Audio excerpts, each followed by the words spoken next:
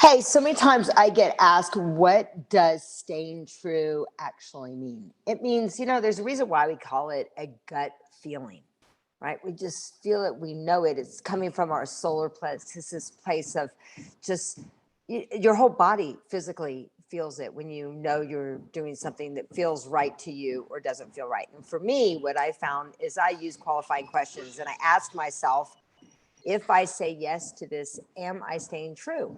And I think about my values, I think about what matters most. And all the time I get asked, once again, do you have some kind of physical reaction when you know that you're staying true to yourself and when you're not? And I would say, personally, for me and for other people, I say yes.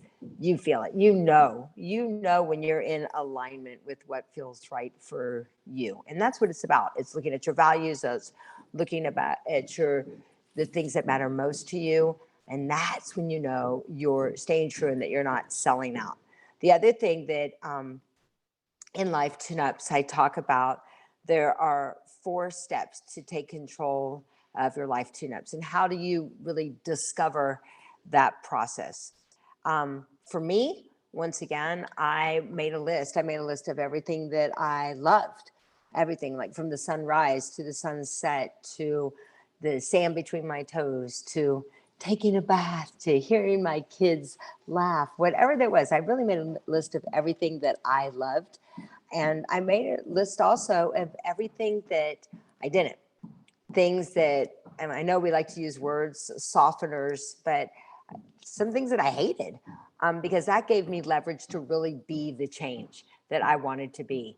So I would have you do that. What inspires you? What keeps you going? Another thing is that in Life Tune-Ups, I talk about, you know, when you're struggling to really, I don't know, let's see how do I do this, because I'm trying to read this from here, so you'll have to cut this. What advice would I give someone struggling to attempt to take action to own themselves, and how we leave behind the victimhood and that sense of and step into the center stage of our lives? All right, so here's what I would say. I don't know if it's just because I've gotten older and wiser, I would say. I remember a couple of years ago, I was talking to Bob Proctor and I said to him, I owe you an apology.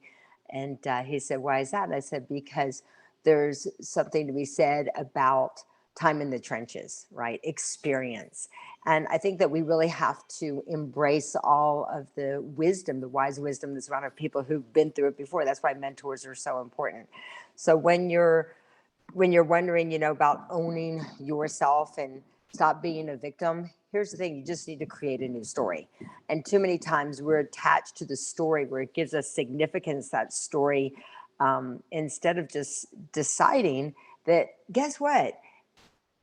We're so used to telling that story because we think that it feels good, and it gives us certainty, but we know that the quality of our life is really how much uncertainty that we can handle. You've heard it said over and over again that the quality of your life is outside your comfort zone, right? And here's what I'll tell you is when you really step into that uncertainty, when you embrace the chaos, and I mean truly embrace the chaos, you realize that the story is so much better. I mean, we're here to be, it's the hero's journey, right? So through those challenges of what it's made us more, we've learned so many more wonderful lessons when we get out of that victimhood and we decide that we're going to be the hero. We decide that there is no growth in being a victim. So that's what I would say about that. And what role does intuition play in being true to yourself? How much of it is hard work versus intuitive play? Interesting. So I would say that intuition is huge with regards to, and I don't know if it's really so much of intuition, it's just remembering who you are and what you stand for, once again, and what your values are. And we know when something doesn't feel right or not. So I would test it, close your eyes, take away some of your senses, and when where you can see if something's right or not. But intuition is once you get into you, I see. And so be aware. I think the challenge for most people is they're just not aware. They're just not aware of what they're, how good feels. That's why doing a cleanse is so important, because it's like, oh my gosh, I never knew I could feel this good. Or once again, looking back at your archetypes and wondering, like, are you so locked into one archetype of being a lover or being a magician or being a warrior that you haven't even embraced the queen, right? So I've got my crown here just to remind me to step into my queen and live that sovereignness. And when you are more aware of what's happening around you, you can make better decisions. So that's what I would say with regards to how much does intuition play into it. Intuition starts with awareness. So you have to be aware of what's going on in you and what's going on in your surroundings. All right. What advice would you give someone who wants to tune up their life and step into the unknown, but people in their lives, like their coworker, spouse, are negative and discouraging? Well, we always say that who you surround yourself with is who you become. So first thing is, I never take advice from someone who hasn't been somewhere that I want to go. And the other thing I always love to say to people is, it's your dream, right? So how does someone know that it's not going to work out? Because it's not their dream, right? So they have no idea unless they've actually been there and they've done all the things that you are wanting to embrace. The other thing that I would say is, I remember when I wrote my first book, The Greatest Love, and I was talking to Bob Proctor again, and I said, Bob, I don't get it. Why aren't people excited for me? And he said, Loren, it's not that it's not that they're not excited for you. They're afraid that you're going to leave them behind and you're going to find a whole new group of people. So lots of times when your coworkers or your family or some people aren't believing in what this big vision that you might have for yourself, it's lots of times that they're afraid that they're going to lose that connection with you and you're going to find a whole new group of people. So our lives are about leveling up. We've heard it said that either you're growing or you're dying. And lots of times it's very just intimidating to people to see, oh my gosh, she's growing. What does this mean to our relationship? So, stay true to that.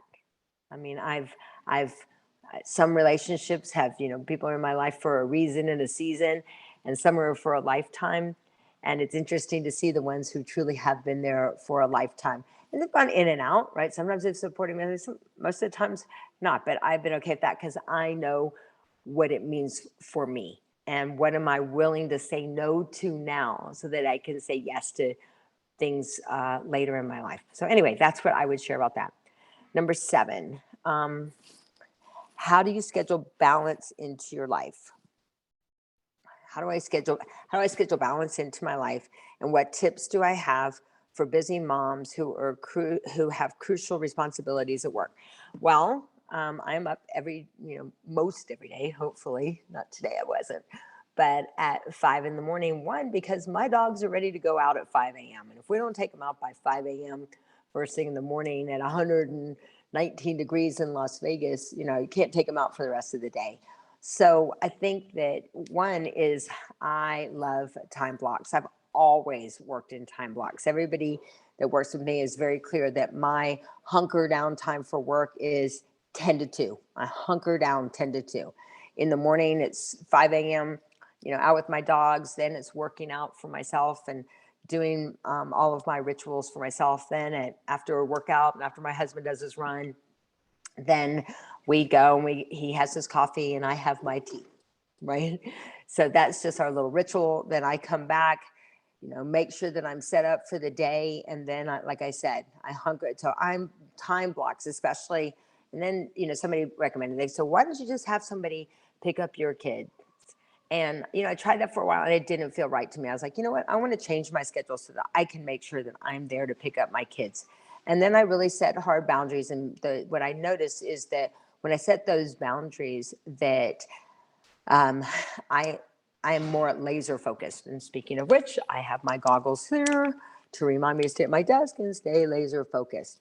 So that's the other thing with regards to it. And when my kids were at activities, my kids are older now. I do have one that's just starting high school. My boys, I remember when I had the 3 of them at home, one school was this way, one school was this way, and one school was that way. And I was a single mom and running them. So I had to be very, very efficient with my time. I also travel a lot, but I still stick to, as much as I can, those time blocks. And if it's not being able, if I'm working during that 10 to 2 time, then I make sure I carve out another 3 hour time, even if it's late at night. I just make sure that no matter what, that is a non negotiable for me, of those time blocks. So I hope that that's helpful. So here's the truth, we do our priorities. We do what's important to us. So look at your life and see what really are a priority based on what you're actually doing. Next is, what was the biggest life tune-up you've personally done? And how have things changed? Oh, wow. The biggest life tune-up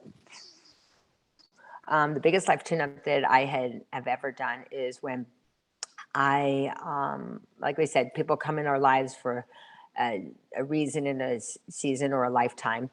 And I have been in an 18-year relationship, and our lives were running parallel. And it was that decision that my relationship needed to change in that way, right? And so I went through a divorce that would be 10 years ago this year. And honestly, everything's been amazing. I knew I had to rediscover myself. I had to take everybody through those, the stages I talk about: discovering who you are, staying true to who you are, rediscovering who you are, staying connected to who you are. So I was in that rediscovery stage. I had to rediscover what was important to me, why it was important to me. And now I'm in that other stage, which is staying connected to who I am. What's happened because of them? Wow. I haven't limited myself. I haven't listened to all the noise around me of why I couldn't do things. So all the questions that have been asked are really about this life tune-up was, obviously for me as well, so I can teach it to you. So I hope that that's helpful. All right.